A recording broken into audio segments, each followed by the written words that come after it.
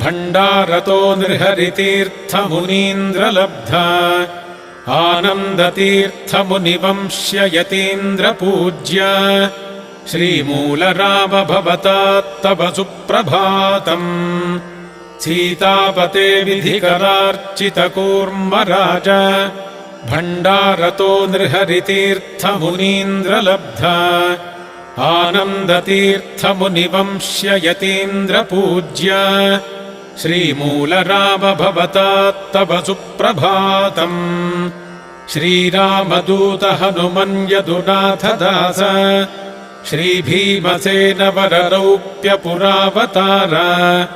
श्रीव्यासहृत्प्रियतमामितशुद्धबुद्धे श्रीमध्वराज भवतात्तव सुप्रभातम्